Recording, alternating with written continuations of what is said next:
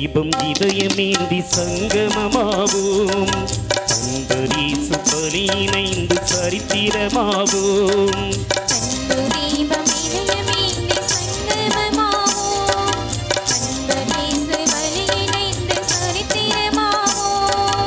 அருள்நதி பாயும் இந்த திருப்பணிதனிலே அரும்பெரும்படியாய் நமது தியாக பணிகளை அர்ச்சனை பூவாய் அர்ப்பணமாக்கி அர்த்தங்கள் காணுவோம்.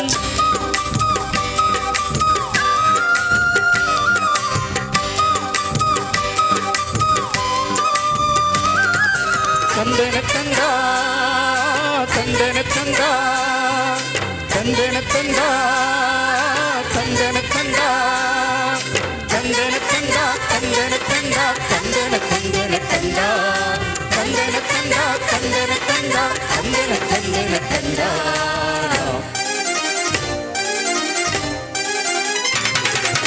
வார்த்தை வழியிலே வாழச் சொல்வதும் வாழும் வாழ்விலே வரங்கள் பொழிவதும்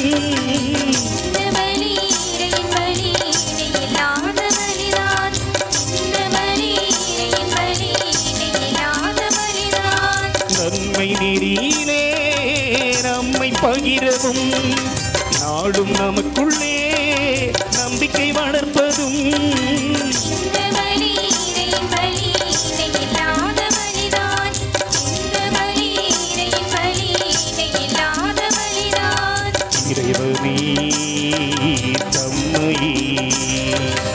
இறைவனே தம்மையே மனிதருக்களிக்கும் இணையற்றபடியின் புனித நிகழ்விலே அன்பு தீபம் இதயமேந்தி சங்கமமாவோம்.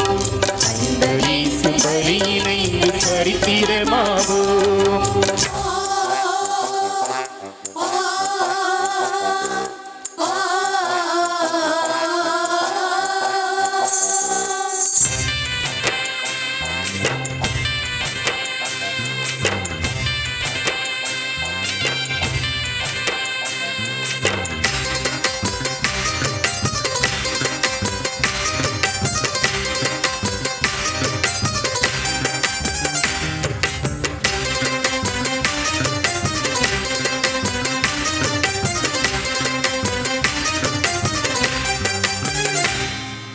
நேர்மை உணர்விலே நெஞ்சம் துடிப்பதும் நேயர் பணியிலே நம்மை இணைப்பதும்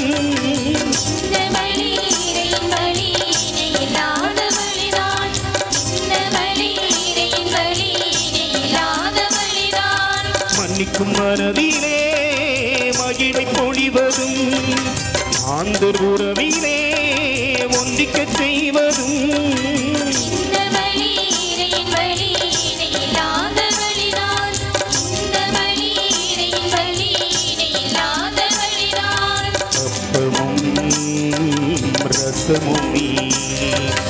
அப்பமும் ரசமுமே இறை உயிராகும். அற்புதங்கள் நிகழ்த்தி நம்மை மறைவுடராக்கும்.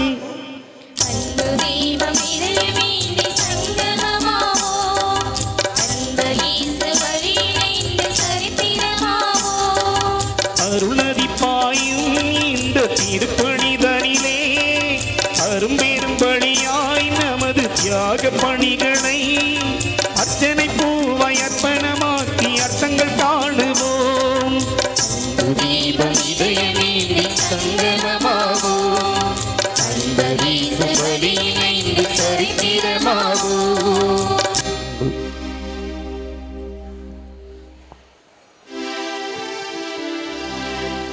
தந்தை மகன் தூயாவியாரின் பெயராலே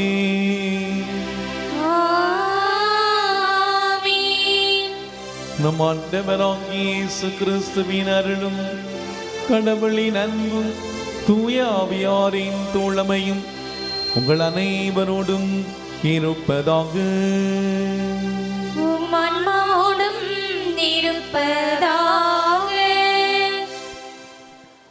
வற்றாத வரம் நல்கும் வாடிமா நகர் ஆரோக்கிய அன்னையின் அன்பு மாந்தர்களாகிய பங்கு மக்கள் மற்றும் திருப்பயணிகள் உங்கள் ஒவ்வொருவருக்கும் எங்கள் திருக்குடும்ப அன்பியத்தாரின் மனமார்ந்த வரவேற்புகளும் வணக்கங்களும். இன்று பொதுக்காலத்தின் 3ஆம் ஞாயிறு திருப்பலியை சிறப்பிக்கின்றோம். இன்றைய முதல் வாசகத்தில் இயேசுவின் பணிவாழ்வை எசாயா இறைவாக்கினர் நிறைவாக பார்க்கிறார். எசாயா வரவிருக்கும் இயேசுவை பற்றிய முன்னறிவிப்பில் இருளிலும் அடிமைத்தனத்திலும் குளிரிலும் இருந்தவர்களுக்கு ஒளி உதித்தது என்று அறிவிக்கின்றார். இன்றைய நற்செய்தியில் இயேசு 3 செயல்கள் செய்வதை நமக்கு சுட்டிக்காட்டுகிறார். முதலில் மனம் மாறுங்கள், ஏனெனில் விண்ணரசு நெருங்கி வந்துவிட்டது என்ற நற்செய்தியை அறிவிக்கிறார். இரண்டாவதாக தன்னுடைய விண்ணரசு பணிக்கான உடன் உழைப்பாளர்களாக திரு தூதர்களாக திகழ நாள் வரை தெரிவு செய்கிறார். இறுதியாக அப்பகுதிகளில் சுற்றி வந்து மக்களிடையே இருந்த நோய் நொடிகளை குணமாக்குகின்றார். நம்முடைய வாழ்விலும் நமக்காக இறைவன் முன்குறித்து வைத்த நோக்கத்தை அறிய வேண்டும். இரண்டாவது, தன்னுடைய முதல் சீடர்களை அழைக்கின்ற இயேசு அவர்களின் பாதையை மாற்றுகின்றார். நம்மால் மற்றவர்களின் வாழ்க்கை திரும்ப வேண்டும். மூன்றாவது, நோய் என்பது குறைவு. அக்குறைவை நிறைவாக்குகிறார் இயேசு. இயேசுவை சந்தித்த அனைவரும் குறைகள் நீங்கி நிறைவாக செல்கின்றனர். இத்தகைய கருத்துகளோடும் இறை இயேசுவின் மாண்புமிக்க பணிக்காகத்தான் நாமும் அழைக்கப்பட்டிருக்கின்றோம் என்ற சிந்தனையோடு இன்றைய திருப்பலியில் பங்கு பெறுவோம்.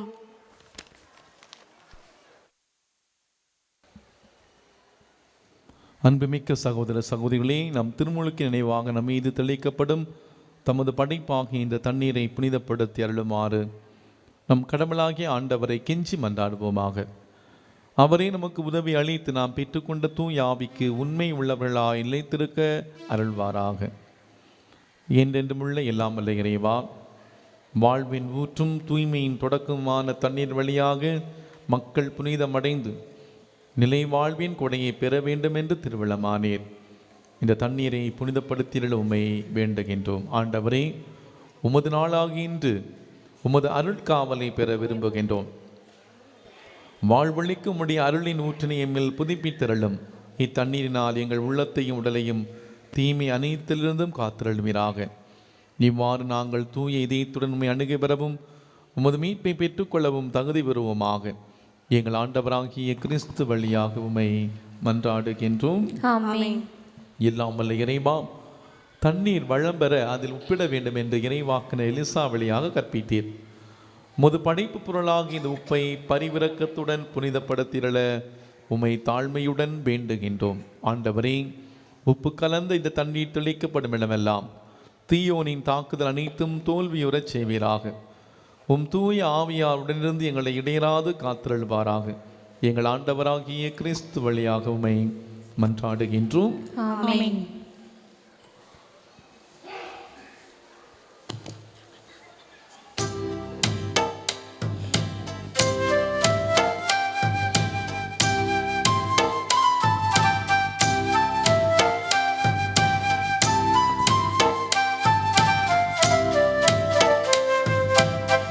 ஆண்டவரே, ஈசோ புள்ளினால் என்னில் திளிப்பீர், நானும் தூய்மையாவேன்.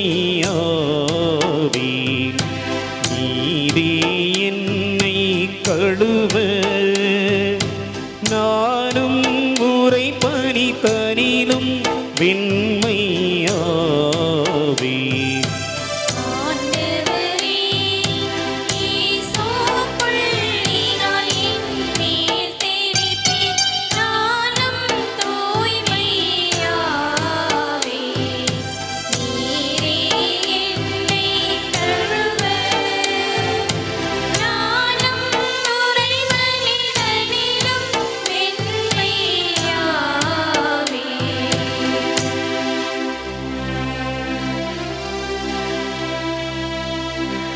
இறைவா, உமது இரக்கப் பெருக்கத்திற்கேற்ப என்மேல் இரக்கம் கொள்வே.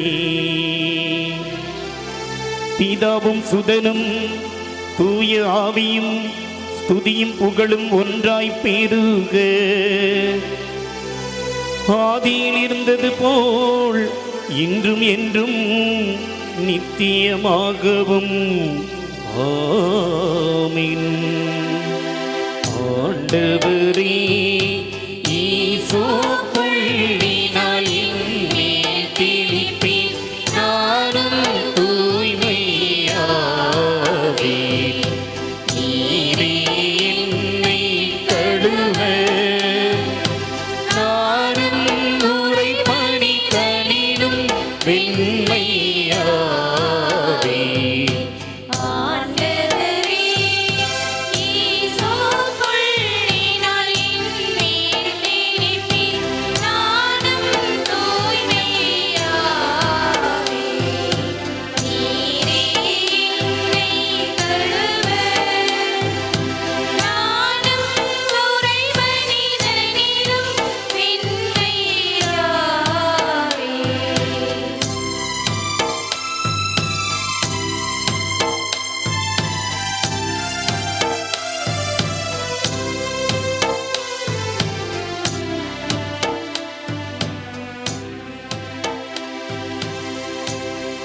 எல்லாம் வல்ல இறைவன் நம் பாவங்களிலிருந்து நம்மை தூய்மைப்படுத்துவாராக.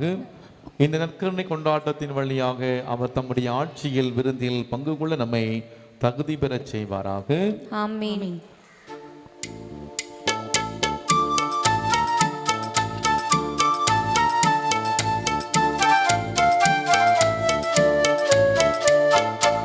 உன்னதங்களிலே கடவுளுக்கு மாட்சி உண்டாகுக. உலகினிலே நல்மனத்தோர்க்கு அமைதி உண்டாகுக. புகழ்கின்றோம் யாம் உம்மையே, வாழ்த்துகின்றோம் உம்மையே. உமக்கு ஆராதனை புரிந்து உம்மை மாட்சிப்படுத்துகின்றோம் யாம். உமது நீலான மாட்சியின் பொருட்டு உமக்கு நன்றி கூறுகின்றோம். ஆண்டவராகிய இறைவா, வானுலக அரசரே, ஆற்றல் அனைத்தும் கொண்டு இலங்கும் வல்ல தந்தை இறைவனே, ஒரே மகனாக உதித்த ஆண்டவர் இயேசு கிறிஸ்து இறைவனே, ஆண்டவராகிய இறைவா, இறைவனின் செம்மறியே, தந்தையினின்று என்றென்றுமாக உதித்த இறைவன் மகனே, உலகின் பாவங்களை போக்குபவரே, எங்கள் மேல் இரக்கமாயிரும். உலகின் பாவங்களை போக்குபவரே, எங்கள் மன்றாட்டை ஏற்றருள்வீர். தந்தையின் வலப்பக்கம் வீற்றிருப்பவரே, எங்கள் மேல் இரக்கமாயிரும். ஏனெனில் இயேசு கிறிஸ்துவே, நீர் ஒருவரே தூயவர். நீர் ஒருவரே ஆண்டவர், நீர் ஒருவரே உன்னதர். தூய ஆவியாரோடு தந்தை இறைவன் மாட்சியில் இருப்பவர் நீரே.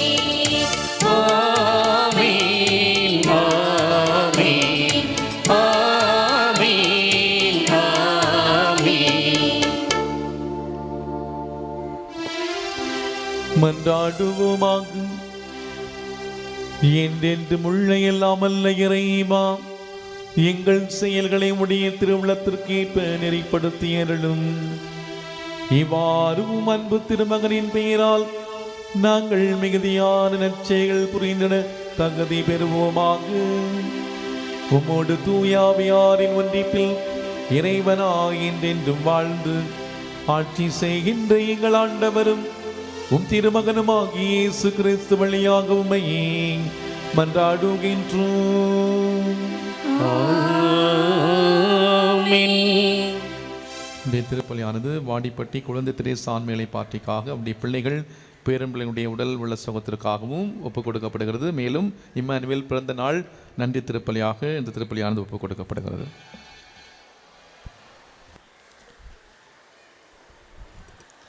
முதல் வாசகம் முன்னுரை. இருளின் ஆதிக்கம் அதிகமாக இருந்த அந்த நேரத்தில் வரவிருக்கும் அரசர் இருளை போக்கும் ஒளியாக வருவார் என வாக்களிக்கிறார் கடவுள்.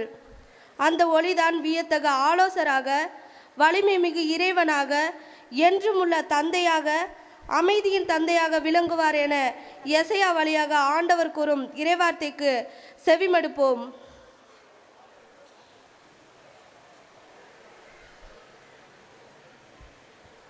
பிற இனத்தார் வாழும் கலிலேயாவில் மக்கள் பேரொளியை கண்டார்கள். இறைவாக்கினர் எசையா நூலிலிருந்து வாசகம். அதிகாரம் 9, இறை வார்த்தைகள் 1-4 முடிய. முற்காலத்தில் செபுலோன் நாட்டையும் நப்தலி நாட்டையும் ஆண்டவர் அவமதிப்புக்கு உட்படுத்தினார். பிற்காலத்திலோ பெருங்கடல் வழிப்பகுதி, யோர்தானுக்கு அப்பானுள்ள நிலப்பரப்பு, பிற இனத்தார் வாழும் கலிலேய நாடு ஆகிய பகுதிகளுக்கு மேன்மை வரச் செய்தார். காரி இருளில் நடந்து வந்த மக்கள் பேரொளியை கண்டார்கள். சாவி நிழல் சூழ்ந்துள்ள நாட்டில் குடியிருப்போர் மேல் சுடர் ஒளி உதித்துள்ளது. ஆண்டவரே, அந்த இனத்தாரை பல்கி பெருகச் செய்தீர். அவர்கள் மகிழ்ச்சியை மிகுதிப்படுத்தினீர். அறுவடை நாளில் மகிழ்ச்சியுறுவது போல் திருமுன் அவர்கள் அகமகிழ்கிறார்கள். கொள்ளை பொருளை பங்கிடும்போது அக்களிப்பது போல் களி கூறுகிறார்கள். மிதியா நாட்டுக்கு செய்தது போல அவர்களுக்கு சுமையாக இருந்த நுகத்தை நீர் உடைத்தெறிந்தீர். அவர்கள் தோலை புண்ணாக்கிய தடியை தகிர்த்து போட்டீர். அவர்களை ஒடுக்குவோரின் கொடுங்கோலை ஒடித்தெறிந்தீர். ஆண்டவரின் அருள்வாக்கு. இறைவனுக்கு நன்றி.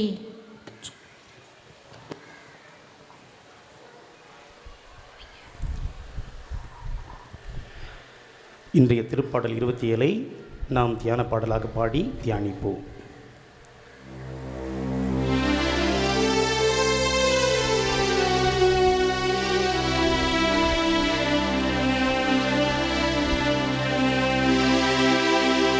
ஆண்டவரே, என் ஒளியாய் இருக்கிறார். அவரே என் மீட்பராய் வருகிறார். யாருக்கு நான் அஞ்சுவேன்? யாருக்கு நான் நடுங்குவேன்?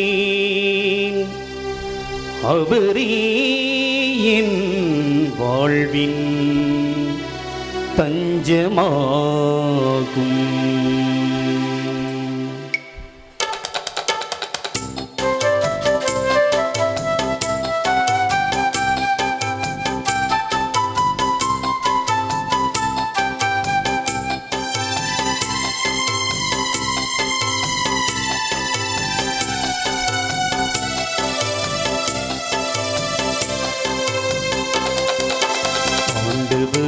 என் ஒளியாயிருக்கிறார்.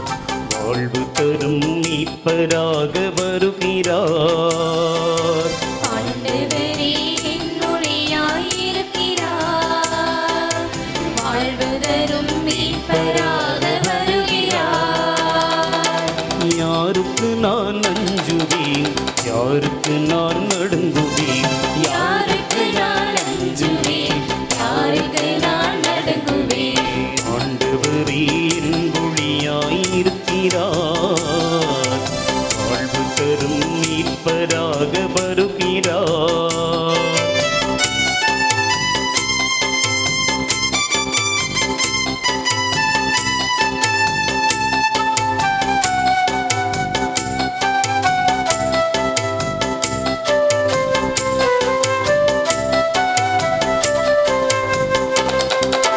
தீமைகளும் துன்பங்களும் ஓர் முகமாய் வரும்போது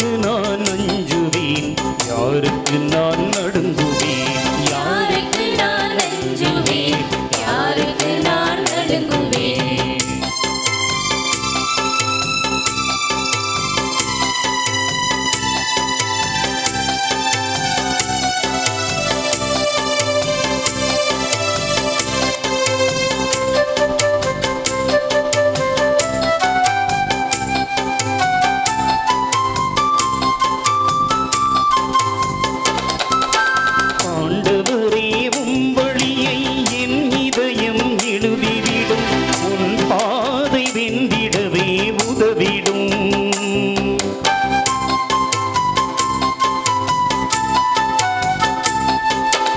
ஆண்டவரே வழியை என் இதயம் எழுதிவிடும். உம் பாதை வென்றிடவே உதவிடும். உள்ளாவலுடன் நீ காத்திருப்பாய். நம் ஆண்டவரின் வழி பார்த்திருப்பாய். என் இதயம் அவர் நிழலில் என்றென்றும் வாழ்ந்திடும். ஆண்டவரே என் ஒளியாய் இருக்கிறார், வாழ்வு தரும் மீட்பராக வருகிறார். ஆண்டவரே என் ஒளியாய் இருக்கிறார். வாழ்வு தரும் மீட்பராக வருகிறார். யாருக்கு நான் அஞ்சுவேன், யாருக்கு நான் நடுங்குவேன். யாருக்கு நான் அஞ்சுவேன், யாருக்கு நான் நடுங்குவேன். ஆண்டவரே என் ஒளியாய் இருக்கிறார்.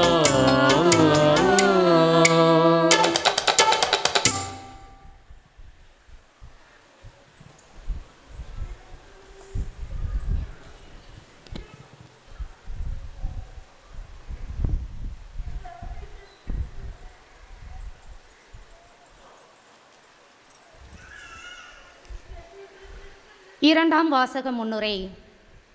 கிறிஸ்துவின் மனநிலையை எல்லோரும் கொண்டிருந்து அவரில் ஒற்றுமையாய் வாழ பிளவுபட்டிருந்த கொருந்திய சமூகத்தினரை இயேசுவின் பெயரால் ஒன்றாய் வாழ பரிந்துரைக்கும் பவுலின் வார்த்தைக்கு செவிமடுப்போம்.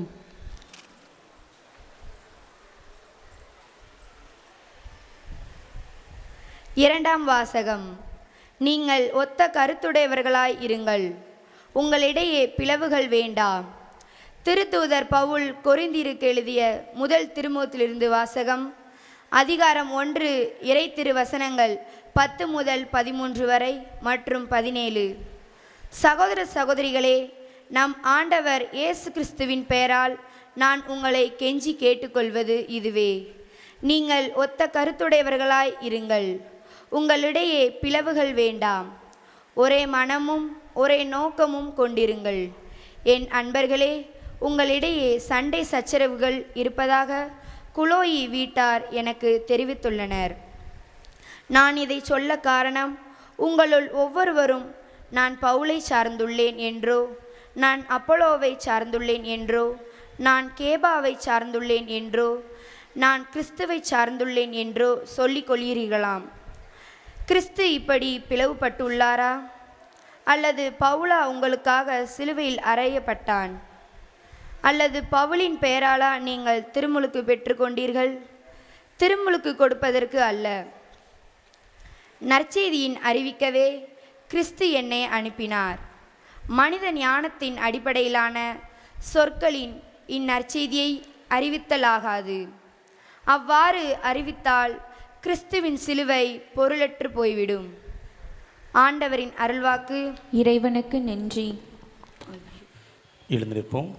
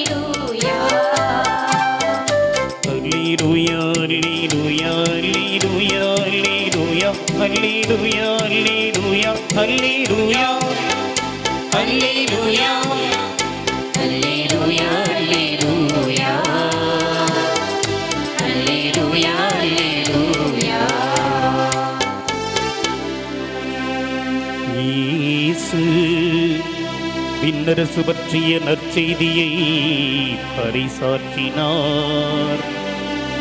மக்களிடையே இருந்த நோய் நொடிகள் அனைத்தையும் குணமாக்கினார். அல்லேலூயா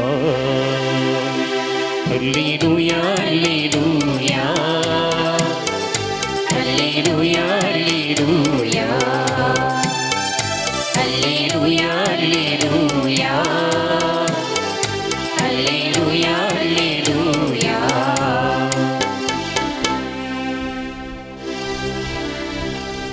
ஆண்டவர் உங்களோடு இருப்பாராக.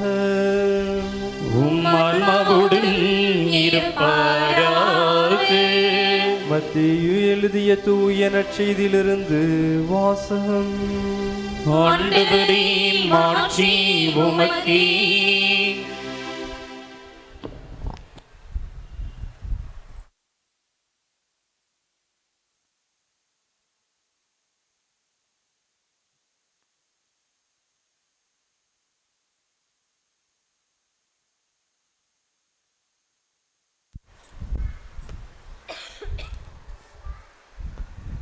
மத்தேயு நற்செய்தி அதிகாரம் 4 வாழ்வு தரும் இறை வார்த்தைகள் 12 முதல் 23 முடிய.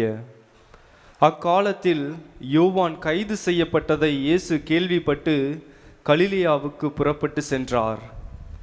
அவர் நாசரேத்தை விட்டு அகன்று செபிலோன் நப்தலி ஆகிய இடங்களின் எல்லையில் கடலோரமாய் அமைந்திருந்த கப்பர்நாகுமுக்கு சென்று குடியிருந்தார். இறைவாக்கினர் எசையா உரைத்த பின்வரும் வாக்கு இவ்வாறு நிறைவேறியது. செபிலோ நாடே, நப்தலி நாடே, பெருங்கடல் வழிப்பகுதியே, யோர்தானுக்கு அப்பாலுள்ள நிலப்பரப்பே, பிற இனத்தவர் வாழும் கலிலேய பகுதியே, காரிருளில் இருந்த மக்கள் பேரொளியை கண்டார்கள். சாவின் நிழல் சூழ்ந்துள்ள நாட்டில் குடியிருப்போர் மேல் சுடரொளி உதித்துள்ளது. அது முதல் இயேசு மனம் மாறுங்கள், ஏனெனில் விண்ணரசு நெருங்கி வந்துவிட்டது என பறைசாற்றத் தொடங்கினார்.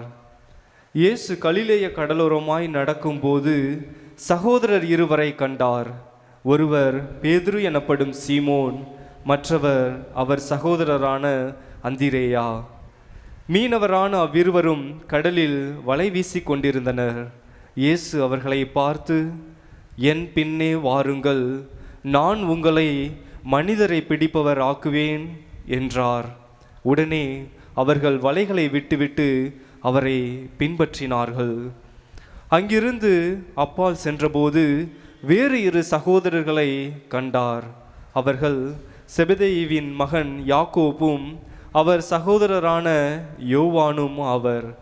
அவர்கள் தங்கள் தந்தை செபதேயுவுடன் படகில் வலைகளை பழுது பார்த்து கொண்டிருந்தார்கள். இயேசு அவர்களையும் அழைத்தார். உடனே அவர்கள் தங்கள் படகையும் தந்தையையும் விட்டுவிட்டு அவரை பின்பற்றினார்கள். அவர் கலிலேய பகுதி முழுவதும் சுற்றி வந்தார். அவர்களுடைய தொழுகை கூடங்களில் கற்பித்தார். விண்ணரசு பற்றிய நற்செய்தியை பறைசாற்றினார். மக்களிடையே இருந்த நோய் நொடிகள் அனைத்தையும் குணமாக்கினார்.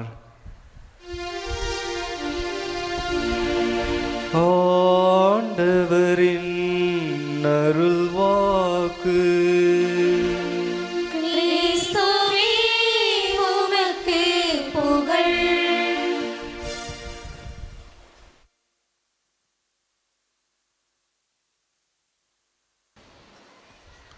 என் பின்னே வாருங்கள், நான் உங்களை மனிதனை பிடிப்பவராக்குவேன். பிரியாத இயேசு கிறிஸ்துவுக்குள் பிரியமான இறை மக்களே, வற்றாத வரம் தரும் வாடி மாநகர் ஆரோக்கிய அன்னையின் அன்பு பிள்ளைகளே, பங்கு மக்களே, இன்று ஆண்டின் பொது காலத்தின் 3ஆம் ஞாயிறில் இருக்கின்றோம். இன்றைய ஞாயிறு வழிபாடு நாம் நம்முடைய வாழ்க்கையை சற்று திரும்பி பார்க்க நமக்கு அழைப்பு விடுகிறது. இன்றைய நற்செய்தி வாசகத்திலே நாம் வாசிக்க கேட்டோம், இயேசு திருமுழுக்கு யோவான் கைது செய்யப்பட்ட பின்பு கலிலேய பகுதிக்கு வருகிறார். இந்த கலிலேய பகுதிக்கு வருகிற பொழுது அங்கே அந்த முதல் சீடர்களை அழைக்கின்றார். என் பின்னே வாருங்கள் என்று சொல்லி அவர்களை அழைக்கின்றார். அன்புக்குள்ளே கடைசியாக நாம் பார்க்கின்றோம், அந்த சீடர்களை அழைத்த பிறகு நோய் நொடிகளை குணமாக்குகின்ற அந்த நற்செய்தி பணியை இயேசு செய்வதாக இன்றைய நற்செய்தி வாசகம் முடிகிறது. இன்று ஆண்டவர் இயேசு திருமுழுக்கு யோவான் கைது செய்யப்பட்ட பிறகு கலிலியா பகுதிக்கு வருகிறார். இந்த கலிலியா பகுதி என்றால் பழைய ஏற்பாட்டு பகுதியிலே இதற்கு இன்னொரு பெயர் உண்டு, கெனசரேத் என்ற பெயர் உண்டு. பழைய ஏற்பாட்டு பகுதியிலே இன்னொரு பெயர், அதாவது கெனசரேத்து. புதிய ஏற்பாட்டிலே இதற்கு 4 அர்த்தங்கள், திபேரிய கடல், கலிலிய கடல், கெனசரேத்து என்ற 4 பெயர்கள், ஏறக்குறைய 4 பெயர்கள் இந்த கலிலிய பகுதிக்கு உண்டு. இந்த கலிலிய பகுதியானது வணிகம் செய்ய ஒரு நல்லது ஒரு பகுதியாக இருந்தது. எனவே பல்வேறு இடத்திலிருந்து வந்தவர்கள் இங்கே குடியேறினார்கள். ஏனால் இந்த வணிகம் மிக சிறப்பாக நடந்ததால் பல இடங்களிலிருந்து வந்தவர்கள் இந்த இடத்தை தேர்ந்தெடுத்தார்கள். இங்கே அதனால் தொழுகை கூடங்கள் இருந்தது என்றும், இந்த இடமானது வணிகம் செய்யக்கூடிய இடம் என்பதால் இங்கே இருப்பவர்கள், அதாவது இங்கே இருப்பவன் இல்லாதவன், படித்தவன் படிக்காதவன் என்று பலதரப்பட்ட மக்கள் அங்கே இருந்தது. ஒரு சில பாகுபாடுகளும் அங்கே இருந்தது. இந்த நிலையில்தான் கலிலேயர்கள் எப்போதுமே ஒரு தனித்தன்மை பெற்றவர்களாக அவர்கள் இருக்கின்றார்கள். இவர்கள் ரோமானியர்களுக்கு எதிராக, ரோமை ஆட்சிக்கு எதிராக கிளர்ச்சி செய்தார்கள். கலிலேயன் என்று சொன்னாலே கிளர்ச்சி செய்பவன் என்ற ஒரு பெயர் உண்டு, போராட்டக்காரன் என்ற ஒரு பெயரும் உண்டு. பழைய ஏற்பாட்டு பகுதியிலே எபிரேயத்திலே கிண்ணர், அதாவது கிண்ணர் என்றால் யாழ் என்பது பொருள். இந்த கடல் யாழ், இந்த கடலானது கலிலேய கடலானது யாழ் போன்ற வடிவம் கொண்டது. இந்த கடலுக்கு எங்கிருந்து தண்ணீர் வருகிறது என்றால் யோர்தான் ஆற்றின் பள்ளத்தாக்கிலிருந்து தண்ணீர் வருகிறது. இது இஸ்ரேல் மக்களுக்கு நல்ல ஒரு நீர்த்தேக்கமான இடமாக இருந்தது. அந்த இடத்திலே, இப்படி உள்ள ஒரு செழிப்பான இடத்திலே அடிக்கடி பெரிய நிலநடுக்கம், பெரிய புயல், எரிமலை வெடிப்பு நடைபெறுவது உண்டு. காரணம், இந்த கலிலேய கடலை சுற்றி பல குன்றுகள் இருப்பதாகவும், இந்த இடம் மிகவும் அழகுமிக்க ஒரு இடமாக இருப்பதாகவும், இன்றைக்கு இந்த பகுதிக்கு சுற்றுலா செல்லக்கூடியவர்கள் பேதுரு மீன், அதாவது பீட்டர்ஸ் ஃபிஷ் என்று சொல்லக்கூடிய அந்த மீனை அருந்து விட்டு வருவது வழக்கமாக இருக்கிறது. அன்புக்குரியவர்களே, விவிலியத்திலே இந்த பகுதியானது ஒரு மிக முக்கியமான பகுதியாக நமக்கு கொடுக்கப்பட்டிருக்கிறது. இயேசு மலை பொழிவு செய்த இடமும் இந்த இடம்தான். அப்போஸ்தலர்கள் மீன் பிடித்து கொண்டிருக்கிறார்கள், அவர்களுக்கு மீன் கிடைக்கவில்லை. இயேசு அந்த பக்கமாக வலையை போடுங்கள் சொல்லி அவர்களுக்கு அதிகமாக மீன் கிடைத்தது. வலை கிளிய மீன்களை பெற்று தங்களுடைய கூட்டாளிகளுக்கு சைகை காட்டி அழைத்ததும் இந்த கலிலேய கடலில் தான். இயேசு உயிர்த்த பிறகு அப்போஸ்தலர்கள் நாள் முழுவதும் மீன் பிடித்து அவர்களுக்கு ஒன்றும் கிடைக்கவில்லை. அந்த நேரத்திலே இயேசு வலப்பக்கமாக நீங்கள் வலையை போடுங்கள் என்று சொல்லி அதிகமாக மீன் கிடைத்ததும் இந்த பகுதியில் தான். இயேசு கடல் மீது நடந்து வந்ததும் இந்த இடத்தில் தான். இயேசு புயலை அடக்கியதும், இயேசு 5000 பேருக்கு உணவு வழங்கிய அந்த நிகழ்வு இங்கே தான் நடைபெறுகிறது. அப்படி என்றால் ஏறக்குறைய இயேசுடைய பொது வாழ்வு, பணி வாழ்வு இந்த கலிலேய நகரத்தை சுற்றி தான் நடக்கிறது. அதைத்தான் இன்றைய நற்செய்தி வாசகத்திலே நாம் வாசிக்க கேட்டோம். எனவே இப்படிப்பட்ட ஒரு புகழ்மிக்க இடத்தில்தான் இயேசு தன்னுடைய பணி வாழ்வை ஆரம்பிக்கிறார். பொதுவாக நாம் ஏதாவது ஒன்றை நாம் துவங்குகிறோம் என்றால் ஒரு கிராண்ட் ஓப்பனிங் இருக்கும் இல்லையா? நிறைய அட்வர்டைஸ்மெண்ட் கொடுப்போம். இன்னைக்கு சரவணாஸ் சென்னையில், மதுரையில் இன்னைக்கு சரவணாஸ் ஓப்பனிங் பண்ணும்போது நிறைய அட்வர்டைஸ்மெண்ட் எல்லாம் கேட்டோம். ஏன் நம்முடைய வாடிப்பட்டில் கூட வசந்தம் ஸ்டோர், அப்புறம் ஜேம்ஸ் அண்ட் கோ, இந்த இதெல்லாம் வைக்கிறப்ப நிறைய அட்வர்டைஸ்மெண்ட் கொடுத்தாங்க. அன்னைக்கு பார்த்தீங்கன்னா அன்னைக்கு ஃபுல்லாகவே நியூஸ் பேப்பரில் அந்த செய்தியாகத்தான் இருக்கும், ஒரு கிராண்ட் ஓப்பனிங். இயேசு தன்னுடைய பணி வாழ்வை ஆரம்பிக்கின்றார். ஒரு பெரிய அட்வர்டைஸ்மெண்ட் செஞ்சுருக்கலாம், ஆனால் அவர் எந்த ஒரு அட்வர்டைஸ்மெண்ட்டும் செய்யலை. ஒரு பெரிய கிராண்ட் ஓப்பனிங் கிடையாது, ஒரு மெகா துவக்கம் அல்ல, ஒரு பிரமாண்டமான துவக்கம் அல்ல, ஆடம்பரமான துவக்கம் அல்ல, ஒரு கோலாகலமான ஒரு துவக்கம் அல்ல. ஒரு எளிய முறையிலே கடலோரமாக செல்கின்றார். அங்கே என்ன செய்கின்றார்? அந்த சீடர்களை, தன்னுடைய முதல் சீடர்களை என் பின்னே வாருங்கள் என்று சொல்லி அவளை அழைக்கின்றார். அதில் முதல் செய்தி என்னவென்றால், மனமாறுங்கள், விண்ணரசு நெருங்கி வந்துவிட்டது. ஏனென்றால் விண்ணரசின் முக்கியமான பணிகளில் ஒன்று மனமாற்றம். அன்புக்குரியவர்களே, நாம் பார்க்கின்றோம், இயேசு அப்போஸ்தலரை அழைக்கிற பொழுது என்ன நடந்தது பாருங்கள். இயேசு அந்த அப்போஸ்தலரை அழைத்த பொழுது அங்கே பேர் மாற்றம் நடைபெற்றது. வாழ்க்கை மாற்றம் நடைபெற்றது, பாதை மாற்றம் நடைபெற்றது. முழுசா எல்லாவற்றையும் விட்டுவிட்டு அவர்கள் இயேசுவை முற்றிலுமாக பின்பற்றினார்கள். இயேசுவின் கொள்கைகளை ஏற்றுக்கொள்கிறார்கள். இயேசு என்ன சொல்ல நினைத்தாரோ, இயேசு எங்க நடக்க நினைத்தாரோ, இயேசு யாரை நோக்கி பயணிக்க விரும்பினாரோ அதை நோக்கி இந்த சீடர்கள் பயணிக்க தயாராக இருந்தார்கள். அதையெல்லாம் இயேசு செய்த அந்த பணியை தங்களுடைய பணியாக அவர்கள் ஏற்றுக்கொள்கின்றார்கள். அந்த மனமாற்றத்துக்கு முன்பாக இயேசு அப்போஸ்தலரை அழைக்கின்றார். ஏன் இயேசு அந்த அப்போஸ்தலரை அழைக்க வேண்டும்? தனியாக அந்த இறையாட்சி பணியை செய்திருக்கலாமே. ஏனென்றால் நற்செய்தி அறிவிப்பு பணி என்பது ஒரு தனி நபருடைய பணி அல்ல, இது ஒரு குழும பணி. இதற்காக அழைக்கப்பட்டிருக்கிற திருப்பொழிவு செய்யப்படுகிற ஒரு சிலருடைய பணி அல்ல, இது ஒரு கூட்டு பணி. எனவேதான் இந்த பணியை இயேசு விரிவாக்கம் செய்கின்றார். எதற்கு இந்த விரிவாக்கம்? இந்த விரிவாக்கம் பரவலாக்கம் செய்வதற்கு. எனவே இந்த விரிவாக்கம் செய்கிற பொழுதுதான் அங்கே ஒரு மிகப்பெரிய பரவலாக்கம் நடைபெறும். உலகமெல்லாம் சென்று படைப்புக்கெல்லாம் நற்செய்தியை பறை சாற்றுங்கள். இது ஒரு தனிப்பட்ட நபருடைய பொறுப்பு அல்ல, மாறாக இது ஒரு குழும பொறுப்பு. இது நம் எல்லோருடைய பொறுப்பு என்பதை நாம் இந்த நாளிலே நாம் உணர்ந்து கொள்ள வேண்டும். எனவேதான் மார்க் நற்செய்தி 6ஆம் அதிகாரம் 12ஆம் வசனத்தில் வாசிக்கின்றோம். அப்படியே இயேசுவின் 12 சீடர்களும் புறப்பட்டு சென்று அந்த நற்செய்தியை அவர்கள் பறை சாற்றினார்கள் என்று நாம் வாசிக்கின்றோம். பறை சாற்றுகிற அந்த பணியை செய்ய நாம் ஒவ்வொருவருமே அழைக்கப்படுகிறோம். முதல்ல நான் பார்க்கிறோம், இயேசு 2 நபரை அழைக்கின்றார். யார? பேதுருவையும் அவருடைய சகோதரன் அந்திரேயாவையும் அழைக்கின்றார். அழைத்தவுடன் அவர்கள் அப்படியே எல்லாத்தையும் விட்டுவிட்டு அவர்கள் இயேசுவை பின்பற்றினார்கள். அதற்கு பிறகு இன்னும் 2 பேரை அவர் அழைக்கின்றார். செபதேயுவையும் யாக்கோபையும் அழைக்கின்றார். இவர்கள் இந்த 2 பேருக்கிடையே ஒரு சிறு வித்தியாசம் இருக்கிறது. செபதேயுவுக்கும் யாக்கோபுக்கும் சொந்த படகு இருந்துச்சு, சொந்த வலை இருந்துச்சு. இயேசு அழைத்த உடனே அவங்க எல்லாவற்றையும் விட்டுவிட்டு இயேசுவை பின்பற்றினார்கள். அதுதான் முக்கியமானது. இதற்கு முன்னால் எது தங்களுடைய வாழ்க்கையாக இருந்ததோ, அவற்றையெல்லாம் அவர்கள் தூக்கி எறிந்து விட்டு இனிமேல் இதுதான் என்னுடைய வாழ்க்கை என்று சொல்லி இயேசுவை முற்றிலுமாக முழுவதுமாக அவர்கள் பின்பற்றினார்கள். அவ்வாறு இயேசுவை பின்பற்றுகிற பொழுது அவர் சொல்லுகின்றார், என்னை பின்பற்றி வாருங்கள், நான் உங்களை மனிதனை பிடிப்பவராக்குவேன் என்று சொல்லுகின்றார். அன்புக்குள்ளே விவிலியத்தை நாம் புரட்டுகிற பொழுது விவிலியத்திலே 2 விதமான அழைப்புகள் இருப்பதை பார்க்கிறோம். முதல் வகையான அழைப்பு மறைமுகமான அழைப்பு, 2வது வகையான அழைப்பு நேரடியான அழைப்பு. இந்த மறைமுகமான அழைப்பில் தான் இறைவாக்கினர்கள் அழைக்கப்படுகிறார்கள். இந்த மறைமுகமான அழைப்பு கொடுக்கப்படுகிற பொழுது அங்கே 4 படிநிலைகள் இருப்பதை பார்க்கின்றோம். முதலாவதாக அழைப்பு கடவுளிடமிருந்து வரும். 2வதாக அழைக்கப்பட்டவர் தயக்கம் காட்டுவார். 3வதாக தயக்கம் நீக்கப்படும். 4வதாக அழைக்கப்பட்டவர் அழைப்பை ஏற்றுக்கொள்வார். எந்த ஒரு அழைப்பை நீங்கள் எடுத்தாலுமே இந்த 4 நிலைகளுமே இருக்கும். உதாரணமாக மோசேயுடைய அழைப்பாக இருக்கட்டும், எரேமியாவுடைய அழைப்பாக இருக்கட்டும், இசையாவுடைய அழைப்பாக இருக்கட்டும், அன்னை மரியாவுடைய அழைப்பாக இருக்கட்டும். அன்புக்குள்ளே எரேமியாவை கடவுள் அழைத்த பொழுது நாம் பார்க்கின்றோம், ஆண்டவரே நான் இளைவன், தன்னுடைய வயதை அவர் முன்வைத்து அதிலிருந்து தப்பித்துக் கொள்ள நினைக்கிறார். நாம் பார்க்கணும் என்ன செய்கின்றார்? கடவுள் அவரை நான் சொல்லக்கூடிய இடத்துக்கு நீ போ என்று சொல்லி அவரை பேர் சொல்லி அழைக்கின்றார். இப்படி இந்த 4 நிலைகளிலே இந்த அழைப்பானது கொடுக்கப்படுகிறது.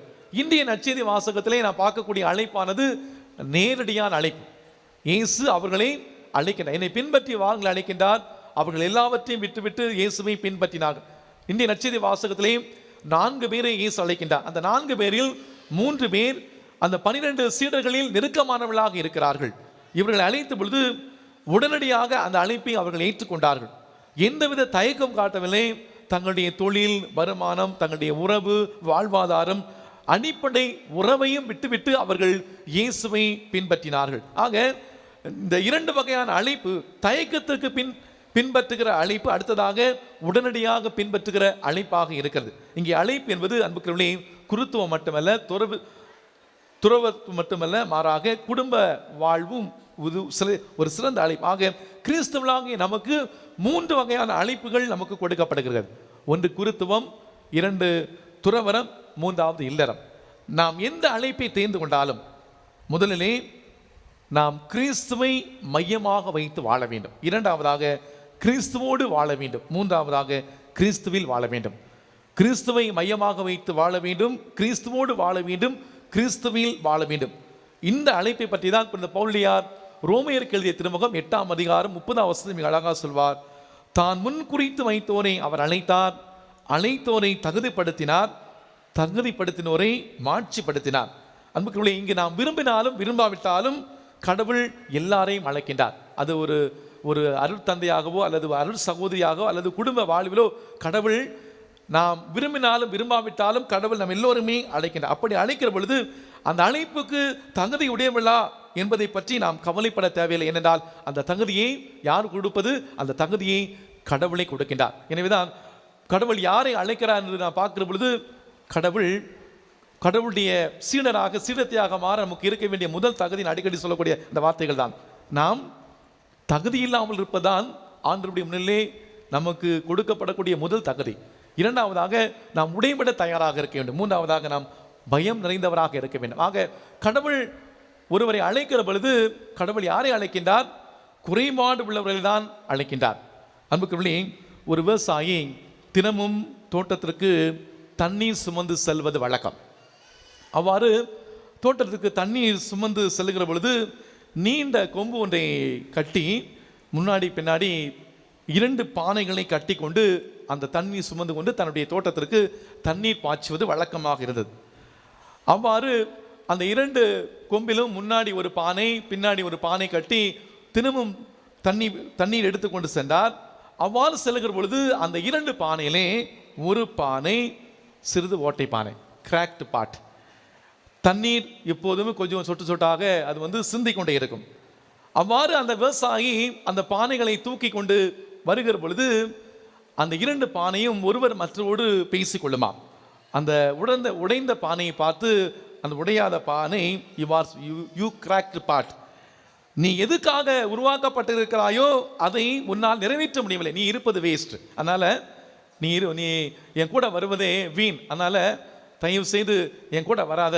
ஒவ்வொரு நாளும் இது அவங்களுக்குள்ளே நடந்த உரையாடலாக இருந்தது. ஒரு முறை இந்த உடைந்த பானை அந்த விவசாயியை பார்த்து இவ்வாறு சொல்லுகிறது, ஐயா, தயவு செய்து என்னை மாற்றி விடுங்கள், நான் உங்களோடு பயணிக்க தகுதி இல்லாதவன், தயவு செய்து என்னை நீங்கள் மாற்றி விடுங்கள், என்னை மாற்றி விடுவதுதான் உங்களுக்கு நல்லது என்று சொல்லுகிறார். அந்த விவசாயி 3 மாதங்கள் அதை பற்றி அவர் பொருட்படுத்தவே இல்லை. 3 மாதங்களுக்கு பிறகு அந்த விவசாயி இந்த உடைந்த பானை தன்னை பார்த்து சொன்ன பொழுது, இன்று நான் நடந்து வருகிற பொழுது நீ தயவு செய்து அந்த வழியோரமாக நீ பார், கூர்ந்து கவரி என்று சொல்கின்றார். அதே போல அந்த பானையானது வழித்தான் அந்த விவசாயி தண்ணி எடுத்து வந்த அந்த பாதையை கூர்ந்து கவனிக்கின்றார். அந்த வழியோரம் முழுவதுமே நல்ல அழகான பூக்களால் மலர் தோட்டங்களால் அங்கே இருந்தது. அப்போது அந்த விவசாயி சொன்னார், நீ வருத்தப்பட்ட பொழுது நான் வரக்கூடிய இந்த ஓரமாக அழகான மலர் விதைகளை நான் தூவினேன், இப்போது இது அழகாக பூத்து குலுங்கி எல்லோருமே கண்கவர்ந்து பார்த்து ரசிக்கக்கூடிய அளவிலே இது பூந்தோட்டமாக மாறி இருக்கிறது, அது உன்னால் தான் என்று அந்த விவசாயியை சொன்னாராம். அன்புக்குரியவர்களே, அந்த உடைந்த பானையினுடைய குறை விவசாயிக்கு தெரியும். அன்புக்குரியவர்களே, கடவுள் நம்மை ஒரு உடைந்த பானையாக இருந்தாலும் கடவுள் நம்மை எடுத்து ஒரு பெரிய கருவியாக நம்மை பயன்படுத்த விரும்புகிறார். நாம் நினைக்கலாம், நம்முடைய குடும்பத்தில் கூட நாம் ஒரு சில நேரங்கள் நான் நினைப்பது உண்டு, ஒரு குடும்பத்தில் அண்ணன் தம்பி அக்கா தங்கச்சி இருக்கிற பொழுது நாம் நினைப்போம், அவன் முன்னுக்கு வருகிறான், நான் முன்னுக்கு வரவில்லை, கடவுள் அந்த குடும்பத்தை ஆஸ்வதித்திருக்கிறார், என்னுடைய குடும்பத்தை ஆஸ்வதிக்கவில்லை. அன்புக்குரியவர்களே, கடவுள் தகுதி இல்லாதவர்களை தான் தகுதி உள்ள நிலையாக மாற்றுகின்றார். அந்த தகுதியை கடவுள் கொடுக்கின்றார். இந்திய நற்செய்தி வாசது கூட, என் பின்னே வாருங்கள், நான் உங்களை மனிதனை பிடிப்பவர் ஆக்குவேன் என்று சொல்லுகிற பொழுது அந்த முதல் சீடர்களை அழைத்த பொழுது அவர்களை தகுதி இல்லாத நிலையில்தான் அந்த தகுதியை கொடுத்து தன்னுடைய பணியை செய்ய அவர் அழைக்கின்றார். ஆக பின்பற்றுதல், அவர்கள் இயேசுவை முழுமையாக பின்பற்றினார்கள். இந்த பின்பற்றுதல் என்றால் மற்ற பற்றுகளை விட்டுவிட்டு பற்றற்றவருடைய பற்றை பற்றுவதுதான் பின்பற்றுதல். என மற்ற பற்றுகளை விட்டுவிட்டு பற்றற்றவருடைய பற்றை பற்றுவதுதான் பின்பற்றுதல். அழைப்பு என்பது பிழைப்பு அல்ல. விட்டுவிட வேண்டியதை கட்டிப்பிடித்தால் கட்டிப்பிடிக்க வேண்டிய கடவுள் நம்மை விட்டு விடுவார்.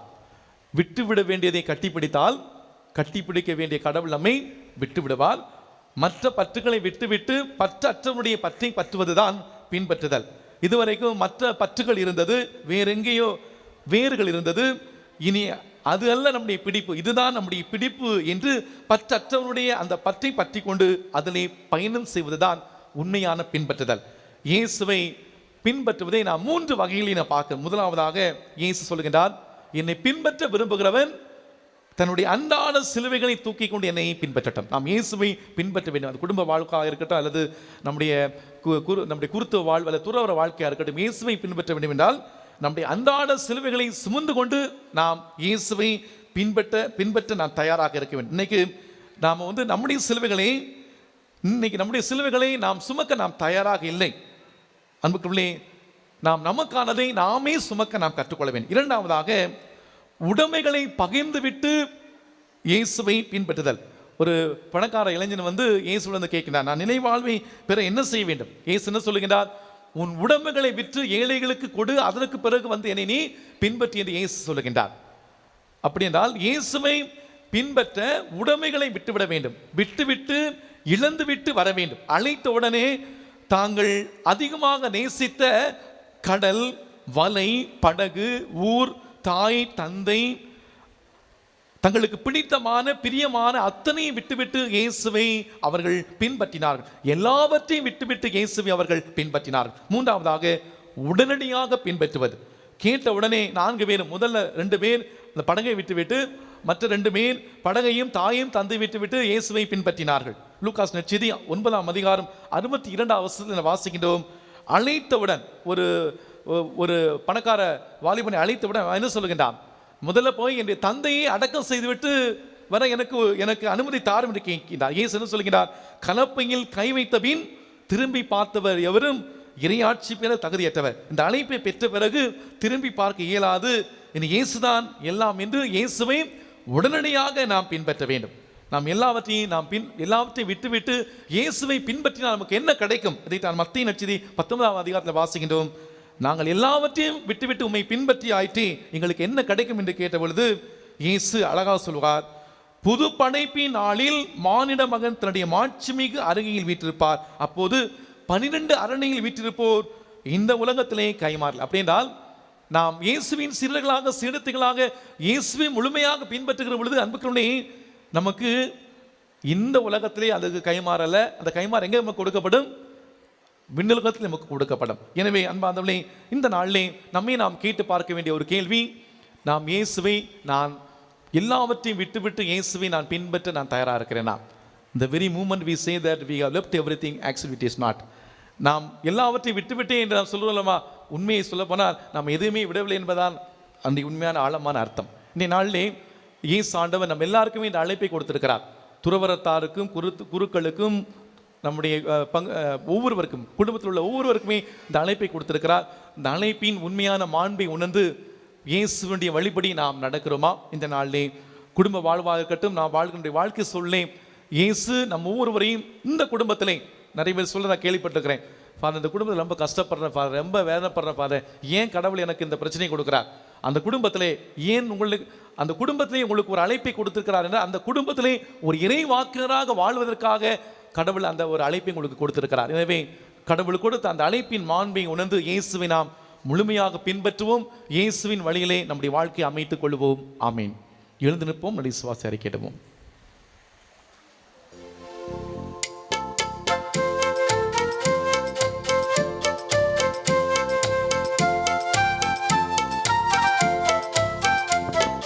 விண்ணையும் மண்ணையும் படைத்தவரா கடவுள் ஒருவர் இருக்கின்றார், தந்தை மகன் தூய ஆவியராய் ஒன்றாய் வாழ்வோரை நம்புகிறேன்.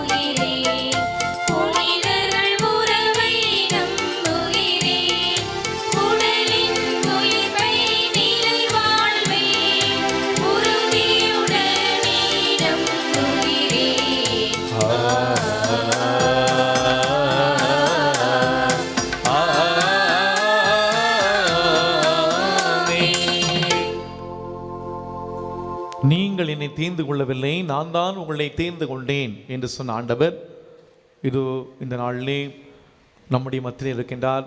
நம்முடைய தேவைகள், ஜெபங்கள், மன்றாட்டுகள் எல்லாம் உருக்கமாக எடுத்துரைத்து ஜெபிப்போம்.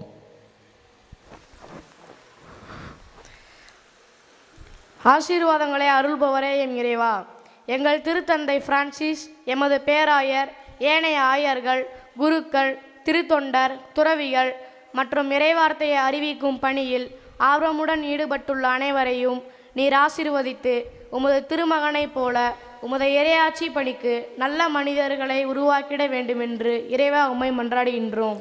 ஆண்டவரே, எங்கள் மன்றாட்டை கேட்டருளும். வழிபாட்டின் நாயகரே எம் இறைவா, இன்றைய சூழலில் வழிபாடுகள் வெறும் வெற்று சடங்குகளாக அல்லாமல் அர்த்தமுள்ளதாக அமையவும், வழிபாட்டின் முக்கியத்துவத்தை உணர்ந்து வாடிக்கையான ஒரு செயலாக இல்லாமல் பொருளுள்ள வழிபாட்டின் முழுநிறைவையும் முழுமையாக பெற தேவையான அருளை பொழிய வேண்டும் என்று இறைவா உம்மை மன்றாடுகின்றோம். ஆண்டவரே, எங்கள் மன்றாட்டை கேட்டருளும். ஏழைகளே நீங்கள் பேறு பெற்றோர் என்று சொன்னவரே, வீடிழந்து, உறவுகளை இழந்து, வாழ்வாதாரம் இழந்து தவிப்போர், ஆதிக்க சக்திகளின் அடக்குமுறையால் ஒடுக்கப்பட்டோருக்கு உரிமைகளை வழங்கும் நல்ல மனம் கொண்டவரை ஆசீர்வதித்து வழிநடத்திட வேண்டுமென்று இறைவா உம்மை மன்றாடுகிறோம். ஆண்டவரே, எங்கள் மன்றாட்டை கேட்டருளும். எம்மை அரவணைக்கும் எம் இறைவா, இளையோர்கள் தங்கள் விருப்பம் போல் வாழாமல் கிறிஸ்து இயேசு அடிக்கலாகவும் அவரின் வாழ்வை மூளைக்கலாகவும் கொண்டு புதிய சிந்தனைகளோடு புதிய ஆற்றல்களோடு பணிவாழ தங்கள் வாழ்வின் நிலையான வாழ்வு என்பதை உணர்ந்து வாழ்ந்திட இறைவா உம்மை மன்றாடுகிறோம். ஆண்டவரே, எங்கள் மன்றாட்டை கேட்டருளும். எங்களின் நிறைவான இறைவா, இங்கு கூடி வந்திருக்கும் அனைவருக்காகவும் வேண்டுகின்றோம். நாங்கள் திருவிவிலியம் என்னும் அரிய பொக்கிஷத்தை அறிந்து கொள்ளவும் அதை வாசித்து மனதில் இருந்து தியானித்து எங்கள் அன்றாட வாழ்வில் தவறாமல் கடைபிடித்து வாழவும் வரம் வேண்டுமென்று இறைவா உம்மை மன்றாடுகின்றோம். ஆண்டவரே, எங்கள் மன்றாட்டை கேட்டருளும். வாழ்வின் ஊற்றே எம் இறைவா, இன்று ஞாயிறு திருப்பலியை சிறப்பித்துக் கொண்டிருக்கும் திருக்குடும்ப அன்பிய மக்களையும் மற்றும் எம் பங்கு இறை சமூக குடும்பங்களையும் ஆசீர்வதித்து அவர்களுக்கு உடல் உள்ள நலன்களை அளித்து அவர்கள் செய்யும் தொழிலை ஆசீர்வதிக்கவும், பங்கு பிள்ளைகள் படிப்பு, ஒழுக்கம், இறை ஞானத்தில் கத்தோலிக்க கிறிஸ்தவ மதிப்பீட்டில் வளரவும் இறைவா உம்மை மன்றாடுகிறோம். ஆண்டவரே, எங்கள் மன்றாட்டை கேட்டருளும். ஆசீர் அளித்து கரம் பிடித்து வழிநடத்தும் எம் இறைவா, இத்திருப்பலியை நிகழ்த்தும் எம் பங்கு தந்தை அவர்களை ஆசீர்வதியும்.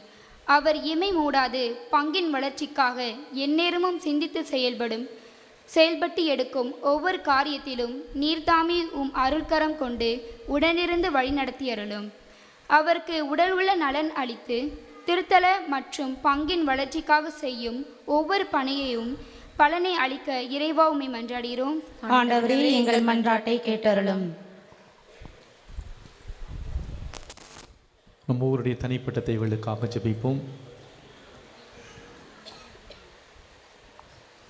இன்று திருப்பலி கருத்தில் கொடுத்து ஜெபிக்கக்கூடிய குடும்பங்களுடைய கருத்துக்களுக்காக சிறப்பாக வேண்டுவோம். இந்த மன்றாட்டுகளை எல்லாம் எங்கள் ஆண்டவரும் கிறிஸ்து வழியாகவே மன்றாடுகின்றோம். ஆமென்.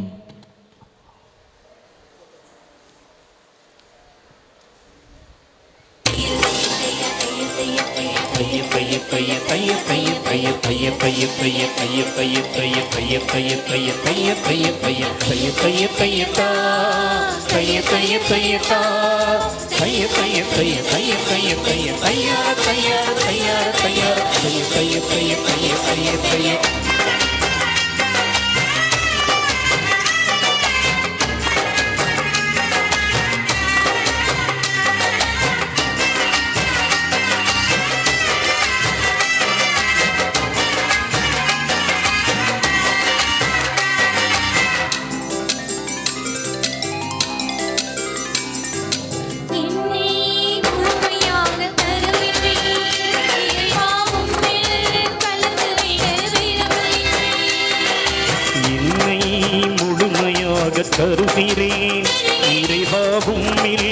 கலந்து விட விரும்புகிறேன். என் வாழ்வை உமக்கே அர்ப்பணித்தேன் இறைவா.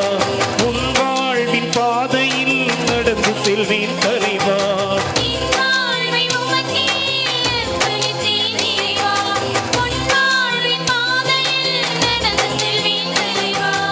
என்னை முழுமையாக தருகிறேன் இறைவா. உம்மில் கலந்து விட விரும்புகிறேன்.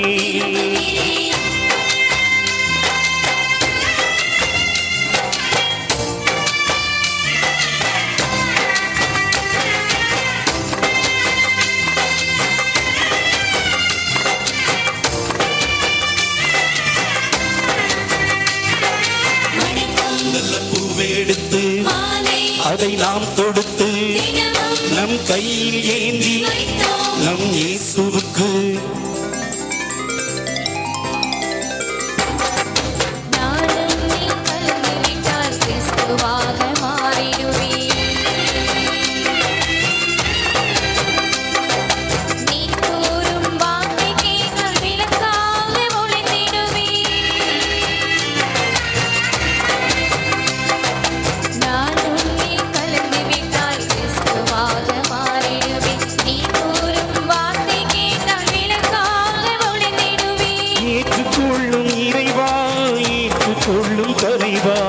ஏற்றுக்கொள்ளும் இறைவா, ஏற்றுக்கொள்ளும் தலைவா. என்னை முழுமையாக தருகிறேன் இறைவா. உம்மில் கலந்து விட விரும்புகிறேன். என்னை முழுமையாக தருகிறேன் இறைவா. உம்மில் கலந்து விட விரும்புகிறேன்.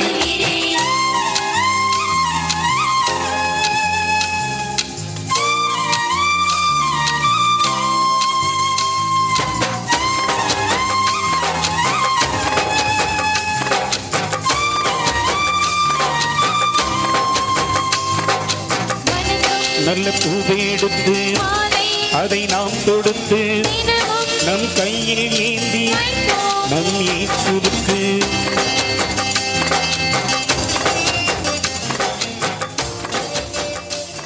சகோதர சகோதரிகளே, என்னுடைய உங்களது மாநில பலி எல்லாம் உள்ள தந்தையாக்கிய கடவுளுக்கு ஏற்றதாகும்படி ஜெபியுங்கள். ஆண்டவர் தமது பெயரின் புகழ்ச்சிக்காகவும் ஆட்சிக்காகவும் நமது நன்மைக்காகவும் புனித திரு அவை அனைத்து நலன்களுக்காகவும் உமது கையிலிருக்கும் பலியை ஏற்றுக்கொள்வாராக. ஆண்டவரே, எங்கள் காணிக்கைகளை கனிவுடன் ஏற்றிடவுமே வேண்டுகின்றோம். இவற்றை புனிதப்படுத்தி இவை எங்கள் மீட்புக்கு பயன்பட அருள் புரிவீராக. எங்கள் ஆண்டவராகிய கிறிஸ்து வழியாக உம்மை மன்றாடுகின்றோம். ஆண்டவர் உங்களோடு இருப்பாராக. ஆன்மாவோடும் இருப்பாராக. இதயங்களை மேலே எழுப்புங்கள். நம் இறைவனாகிய ஆண்டவருக்கு நன்றி பாடுவோம். அது தகுதியும் நீதியும் ஆனதே. ஆண்டவரே, தூயவரான தந்தையே, என்றும் உள்ள எல்லாம் அல்ல இறைவா, எங்கள் ஆண்டவராகிய கிறிஸ்து வழியாக இந்நாளும் எவ்விடத்திலும் நாங்கள் உமக்கு நன்றி செலுத்துவது மெய்யாகவே தகுதியும் நீதியும் ஆகும். எங்கள் கடமையும் மீட்புக்குரிய செயலும் ஆகும். ஏனில் கிறிஸ்து பிறந்த முன்னைய பாவங்கள் இந்த மனிதரை புதுப்பித்தார். பாடுபட்டு எங்கள் பாவங்களை அளித்தார். இறந்தோரிடம் இருந்த உயிர்த்தெழுதலை வாழ்வுக்கு வழி வகுத்தார். தந்தையேவும் அவர் உம்மிடம் நேரி வந்து விண்ணகத்தின் கதவுகளை திறந்து வைத்தார். ஆகவே வானக தூதனிகளோடும் புனிதரின் பிரிந்தோடு நாங்களும் சேர்ந்து உமக்கு புகழ்ச்சி பண்ணி செய்து முடிவின்றி பாடுவதாவது.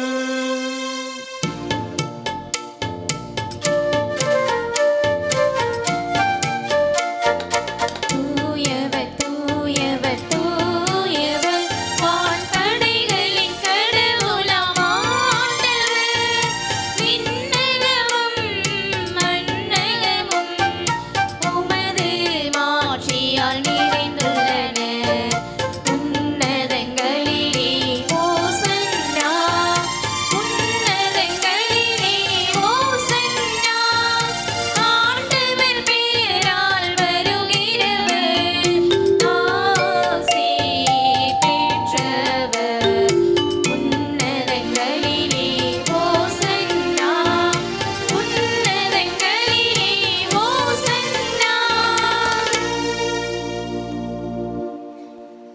ஆண்டவரே, நீர் மெய்யாகவே தூயவர், தூய்மை அனைத்திற்கும் ஊற்றாகவே உம்முடைய ஆவியை பொழிந்து இக்காணிக்கைகளை தூய்மைப்படுத்தவுமே வேண்டுகின்றோம்.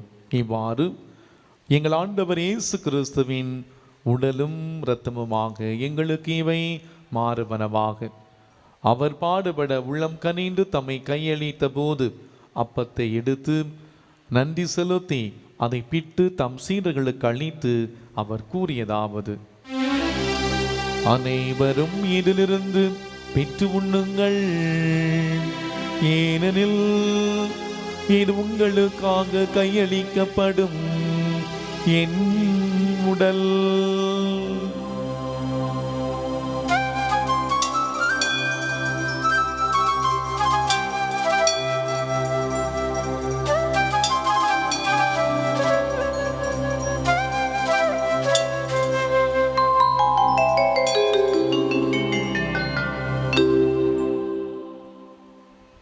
அவனுமே இரவிருந்தை அருந்திய பின் கிண்ணத்தையும் எடுத்து மீண்டும் உமக்கு நன்றி கூறி தம் சீடர்களுக்கு அளித்து அவர் கூறியதாவது: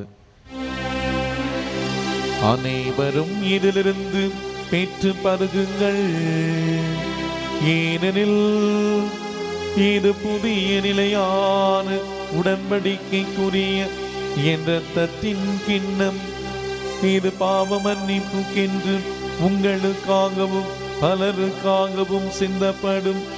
இதை என் நினைவாக செய்யுங்கள்.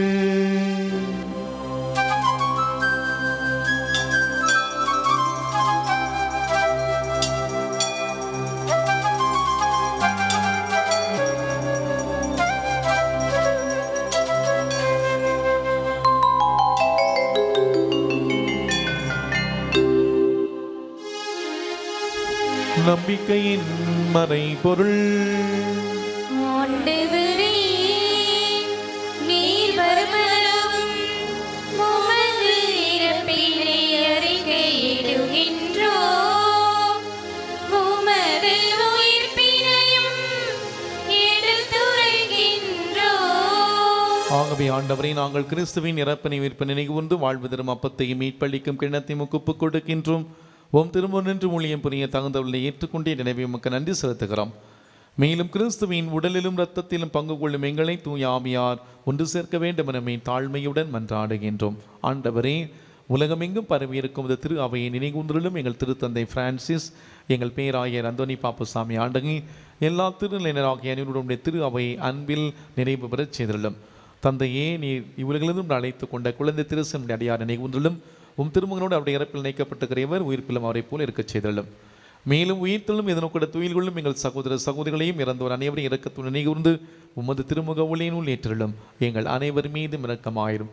கடவுளின் கன்னித்தாயான புனித மரியா, அவருடைய கணவரான புனித யோசேப்பு, புனித திருத்தூதர்கள், இவ்வுலகில் மூக்கு வந்தவராயிருந்த ஆகிய புனிதர்கள் அனைவருடனும் நாங்கள் நிலை வாழ்வில் பங்கு கொள்ளும் தகுதி பெற்று திருமகன் இயேசு கிறிஸ்து வழியாக உம்மை புகழ்ந்தேத்தும் வரமருள உம்மை மன்றாடுகின்றோம்.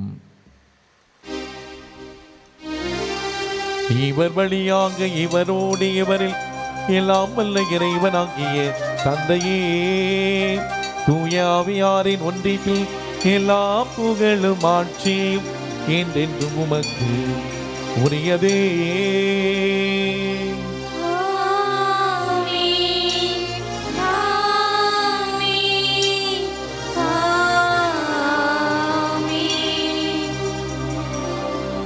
மீட்பரின் கட்டளையால் கற்பிக்கப்பட்டு இறை படிப்பினையால் பயிற்சி பெற்ற நாம் துணிந்து சொல்வோம்: விண்ணுலகில் இருக்கிற எங்கள் தந்தையே, உமது பெயர் தூயதென போற்றப் பெறுக, உமது ஆட்சி வருக, உமது திருவுளம் விண்ணுலகில் நிறைவேறுவது போல மண்ணுலகிலும் நிறைவேறுக.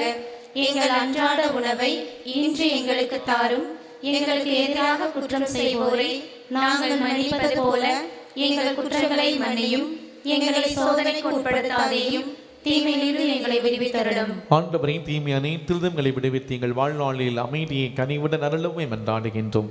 உமது இரக்கத்தின் உதவியால் நாங்கள் பாவத்தில் எப்போது விடுதலை பெற்று யாதொரு கலக்கமும் நலமாயிருப்போமாக. நாங்கள் நம்பியிருக்கும் பேரின்ப வாழ்வையும் மீட்பராம் இயேசு கிறிஸ்துவின் நம்பிக்கை மகிழ்ச்சியுடன் எதிர்பார்த்திருக்கின்றோம்.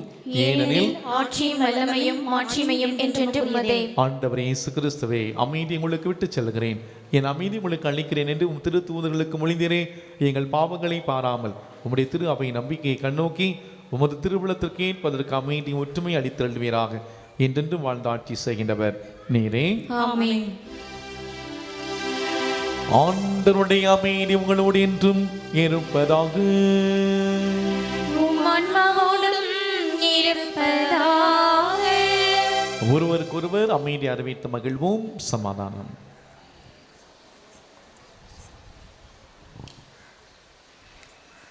உலகின் பாவங்களை போக்கும் இறைவனின் செம்மறியே, எங்கள் மேல் இரக்கமாயிரும். உலகின் பாவங்களை போக்கும் இறைவனின் செம்மறியே, எங்கள் மேல் இரக்கமாயிரும். உலகின் பாவங்களை போக்கும் இறைவனின் செம்மறியே, எங்களுக்கு அமைதியை அளித்தருளும்.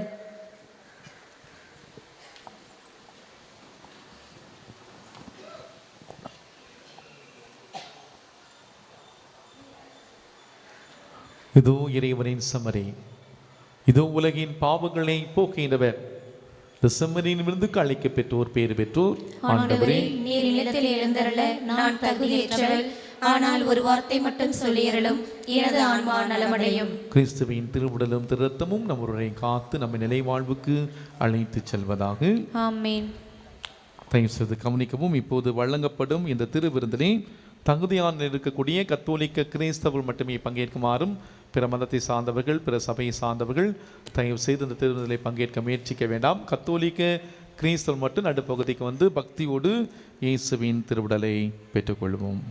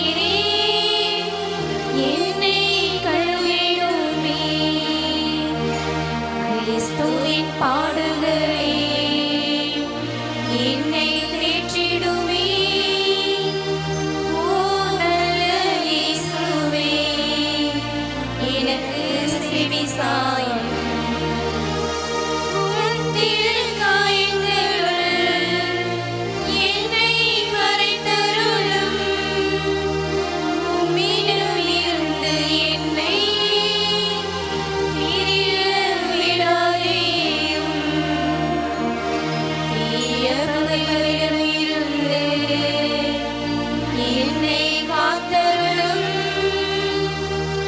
எனது இறப்பின் வேளையில் என்னை அடைத்தருளும்.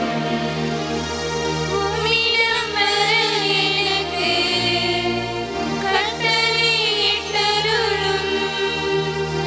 புனிதர்களோடு எக்காலமும் உம்மை புகழச் செய்யும். ஆமென். திருமண ஓலை மதுரை உயர் மறை மாவட்டம் வாடிப்பட்டி பங்கு சாணாம்பட்டி ஆரோக்கியகுமார் கவிதா இவருடைய மகள் ஷர்மிளாவுக்கும், மதுரை உயர் மறை மாவட்டம் ராயபுரம் பங்கு ராயபுரம் ஜேம்ஸ் மரியா லிகோரியா இவருடைய மகன் ராபர்ட் ஜோனஸுக்கும் திருமணம். இது 3வது ஓலை. திருமணத்தில் ஏதாவது தடைகள் இருந்தால் பங்கு தந்தைக்கு அறிவிக்க வேண்டியது உங்களுடைய கடமை. இன்று ஆண்டியின் பொது காலத்தின் மூன்றாம் ஞாயிறு. இன்றைய திருப்பலியை சிறப்பித்த திருக்குடும்ப அன்பிய மக்களுக்கு மனமார்ந்த நன்றிகள். மிக சிறப்பாக அழகாக நீங்கள் நாள் திருப்பலியை சிறப்பித்தீர்கள். குறிப்பாக நீங்கள் குடும்பமாக வந்த விதம், பவுனியில் பங்கேற்ற விதம் மிக அருமையாக இருந்தது. இளையோர் வாசித்தவெல்லாம் நன்றாக வாசித்தார்கள். வாழ்த்துக்களையும் பாராட்டுகளையும் குறிப்பாக திருக்குடும்ப அன்பிய மக்களுக்கும் அன்பிய தலைவிக்கும் மனமார்ந்த நன்றிகளையும் பாராட்டுகளையும் தெரிவித்துக் கொள்வோம். கடவுள் எழுப்பி நன்றி சொல்வோம். வருகின்ற ஞாயிற்றுக்கிழமை, அடுத்த ஞாயிற்றுக்கிழமை ஜனவரி மாதம் 29ஆம் தேதி அன்று புனித ஜோசப் ஃப்ரெனாண்டமன்ஸுடைய திருவிழா அன்றைய நாள் தான் விழுகிறது. அதனால் திருவிழா திருப்பலி போல நன்றாக நீங்கள் தயவு செய்து திட்டமிட்டு தயாரித்து ஜோசப் ஃப்ரெனாண்டமன்ஸ் அன்பிய குடும்பத்தார் சிறப்பிக்குமாறு அன்போடு கேட்டுக்கொள்கின்றேன். இன்று வழக்கம் போல குழந்தைகளுக்கு மறைக்கல்வி வகுப்புகள் நடைபெறும். வருகின்ற ஞாயிற்றுக்கிழமை மாலை 5:30 மணிக்கு அன்பிய தலைவர்கள் மற்றும் துறவர இல்ல தலைவருடைய கூட்டமானது நடைபெறும். நாம் நம்முடைய தவக்காலத்திற்காக தயாராக வேண்டும். அதற்கான கூட்டம் அடுத்த வாரம் நடைபெறும். தயவு செய்து அனைத்து துறவர இல்லங்களுடைய தலைவர்கள் பங்கேற்குமாறும் அன்பிய தலைவர்கள் பங்கேற்குமாறும் உங்களை அன்போடு கேட்டுக்கொள்கின்றேன். பொங்கல் விழா நம்முடைய பங்கிலே மிக சிறப்பாக நடைபெற்றது. அனைத்து அன்பிய தலைவர்களுக்கும் குடும்பங்களுக்கும் குறிப்பாக நம்முடைய இளையோருக்கும் மனமார்ந்த நன்றிகளை தெரிவித்துக் கொள்கின்றேன். மிக சிறப்பாக நீங்கள் செய்தீர்கள். ஒவ்வொருவருக்கும் வாழ்த்துக்களும் பாராட்டுக்களும். அன்பார்ந்தவர்களே, நிறைய பேர் இந்த பொங்கல் விழாவுக்கான அந்த முடிவுகளை கேட்டுக்கொண்டே இருந்தீர்கள். நான் யார்கிட்டையுமே சொல்லலை, ரொம்ப சஸ்பென்ஸாக வச்சுருந்தேன். யாருக்குமே தெரியும் நன்றாக இருந்தாலும். அதற்கு முன்பாக முதலாவதாக இந்த ஆண்டு கிறிஸ்மஸ் விழாவின் பொழுது குடில் போட்டியான நடைபெற்றது. அந்த குடில் போட்டியிலே வெற்றி பெற்ற நபர்களுக்கு இப்போது பரிசுகள் வழங்கப்படுகிறது. இந்த ஆண்டு குடில் போட்டியிலே பரிசு பெற்ற முதல் பரிசு கென்னடி குடும்பத்தார் உங்களுடைய பரிசை பெற்றுக்கொள்ளவும், 2வது பரிசு மதன், 3வது பரிசு மார்ஷல் ஜஸ்டினா குடும்பத்தார் உங்களுடைய பரிசுகளை பெற்றுக்கொள்ளுமாறு அன்போடு கேட்டுக்கொள்கிறேன்.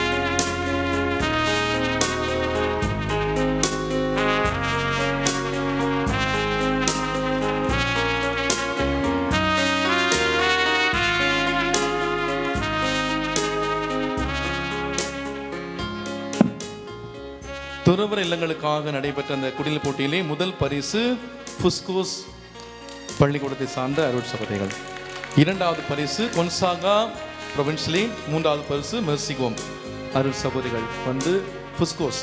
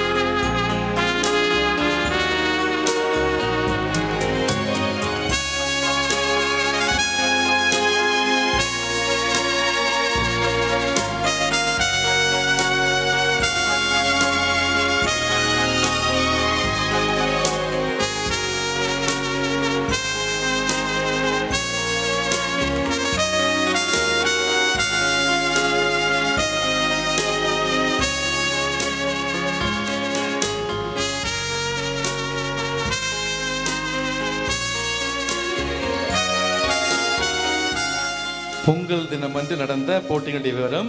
அன்பார்ந்த மக்களே, ஒரு சில விஷயங்களை நான் சொல்லிக்கொள்ள ஆசைப்படுகிறேன். போட்டிகள் நாம் வளருவதற்காக, சரியா? போட்டிகள் நாம் வளர வேண்டும் என்பதற்காக, இணைந்து செயல்பட வேண்டும் என்பதற்காகத்தான். அதனால் பரிசு முக்கியம் கிடையாது, நாம் எப்படி செய்திருக்கிறோம் என்பது தான் முக்கியம். என்னை பொறுத்தவரையிலே அனைத்து குடும்பங்களும், அனைத்து அன்பியங்களும் மிக அருமையாக, அழகாக செய்தீர்கள்.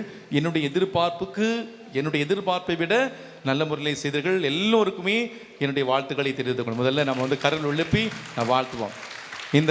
இந்த கர ஒளி தான் நம்ம எல்லோருக்கும் கிடைக்கிற பரிசு. இதெல்லாம் சும்மா ஃபாதர் சும்மா கொடுக்குறதுனால இதெல்லாம் ரொம்ப சீரியஸாக இருக்கக்கூடாது. மற்ற இந்த கர ஒளி கொடுத்தீங்களே, அதுதான் நமக்கு பரிசு, நம்ம எல்லாருக்குமே கொடுக்கப்பட்ட பெரிய பரிசு. இருந்தாலும் போட்டிகள் அறிவிக்கப்பட்டதனுடைய பேரிலே நான் இப்போது அந்த அறிவிப்பை கொடுக்கிறேன். பொங்கல் போட்டி யார் ஃபர்ஸ்ட் ப்ரைஸ் நினைக்கிறீங்க? நீங்களே சொல்லுங்களேன். முதல் பரிசு நீங்கள் சொன்ன மாதிரி திருமுழுக்கு யோவான் அன்பியம். இரண்டாவது பரிசு யார் வாங்கியிருப்பாங்க நினைக்கிறீங்க? நாங்கள். ஓகே, அலோசியஸ் கொன்சாகா அன்பிய மக்கள். மூணாவது பரிசு கெஸ் பண்ணுறவங்களுக்கு சிறப்பு பரிசு கொடுக்கப்படும். யாரு மூணாவது பரிசு?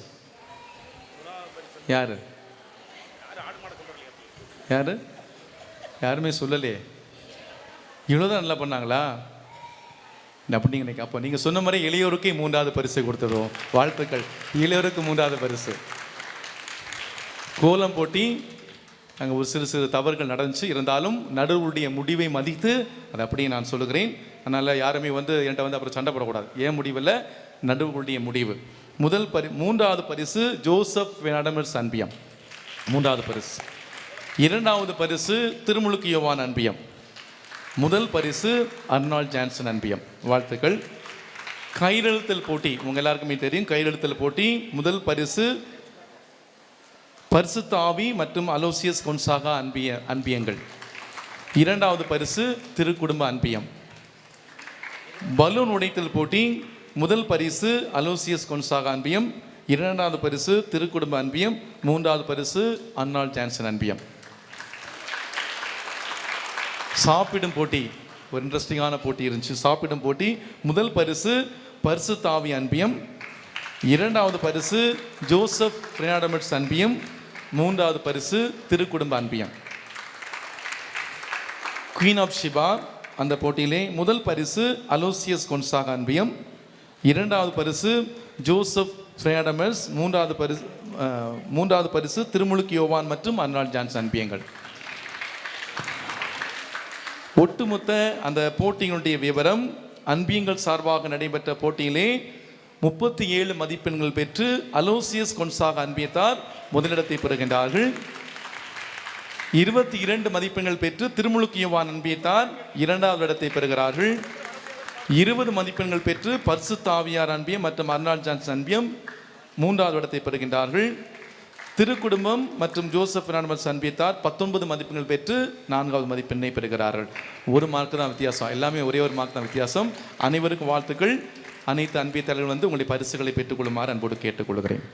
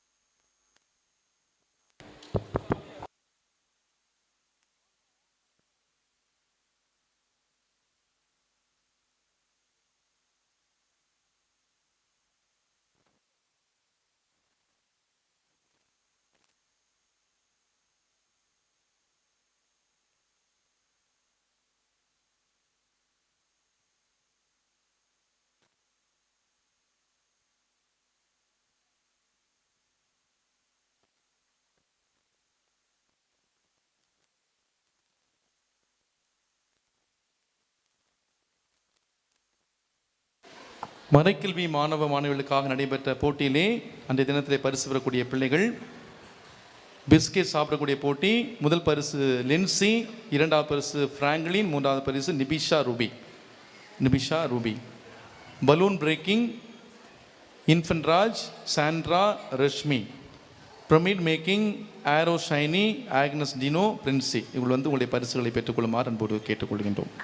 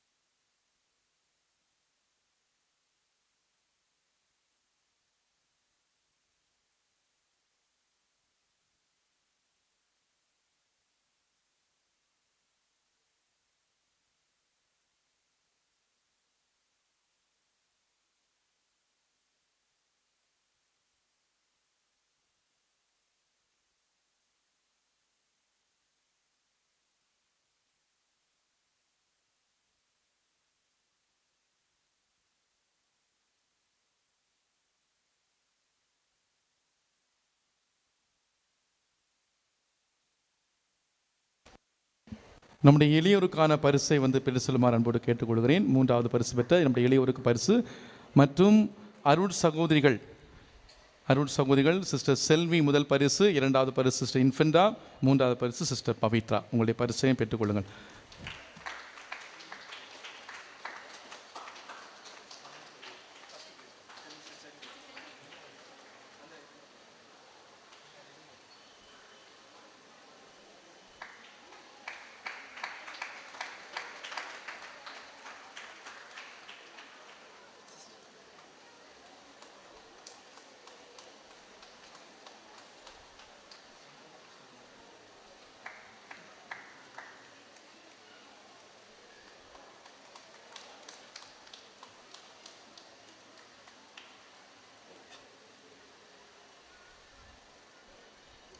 அனைவருக்கும் கரல் எழுப்பி நாம் வாழ்த்துக்களை சொல்லாமா? ஒரு சிலருடைய முகையெல்லாம் அப்படியே சுருங்கிருச்சு. நான் ஏற்கனவே சொன்னேன், எல்லாருக்குமே ப்ரைஸ் நான் கொடுத்துட்டேன். எல்லோரும் கை தட்டி நான் ப்ரைஸ் கொடுத்தாச்சு. நீங்கள் கை தட்டாமல் நான் உங்களுக்கு கை தட்டி எல்லாருக்கும் என்னுடைய வாழ்த்துக்களை தெரிவித்துக் கொள்கிறேன். மிக அருமையாக செய்தீர்கள், உண்மையிலேயே பாராட்டுகிறேன். குடும்ப உணர்வோடு மிக அழகாக நாம் பொங்கல் விழாவை நாம் கொண்டாடுகின்றோம். உங்கள் ஒவ்வொருவருக்கும் இதில் பங்கேற்க முடியாத தவிர்க்க முடியாத காரணால் பங்கேற்க முடியவில்லை. அடுத்த வருடம் கண்டிப்பாக எல்லாரும் இருப்பீங்க. நீங்கள் பார்த்தனால கண்டிப்பாக இருப்பீர்கள். உங்கள் ஒவ்வொருவரையும் மனதார வாழ்த்துகிறேன், பாராட்டுகிறேன். தொடர்ந்து குடும்ப உணர்வோடு நாம் இணைந்து பயணிப்போம். எழுந்து நிற்போம். ஆண்டவருடைய இறுதி ஆசிரியை பெற்றுக்கொள்வோம். இந்த நிகழ்வுகளை எல்லாம் மிக அழகாக என்னோடு இணைந்து ஒருங்கிணைத்த நம்முடைய உதவி பங்கு தந்தை ஃபாதர் குழந்தை இயேசு மற்றும் நம்முடைய டீக்கன் ஸ்டீஃபன் அவர்களுக்கு மனமார்ந்த நன்றி. நம்முடைய திருத்தல அதிபர் தந்தை அவர்களுக்கு மனமார்ந்த நன்றிகளை நாம் தெரிவித்துக் கொள்வோம். நன்றி கூறி மன்றாடுவோமாக. எல்லாம் வல்ல இறைவாம், எங்களுக்கு அருள் புரியுமை வேண்டுகின்றோம். அதனால் புத்துயிரளிக்கும் அருளை பெற்றுள்ள நாங்கள் உமது கொடையை முன்னிட்டு என்றும் பெருமை கொள்வோமாக. எங்கள் ஆண்டவராகிய கிறிஸ்து வழியாக உம்மை மன்றாடுகின்றோம். ஆண்டவர் உங்களோடு இருப்பாராக, உம் ஆன்மாவோடும் இருப்பாராக.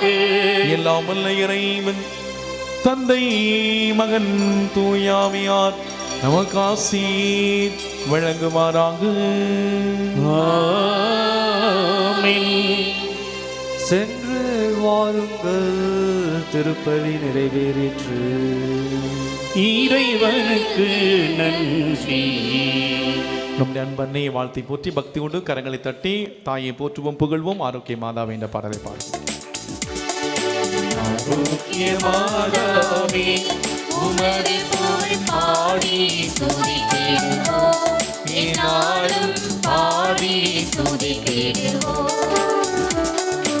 ஆரோக்கிய மாதாவே உமது புகழ் பாடி துதித்திடுவோம், என்னாலும் பாடி துதித்திடுவோம்.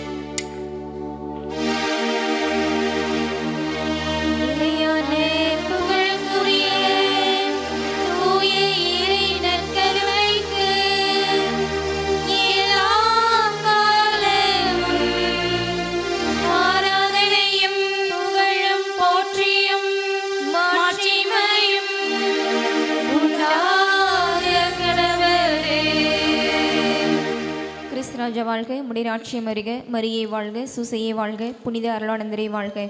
தந்தை மகன் தூய ஆவியின் பெயராலே ஆமென்.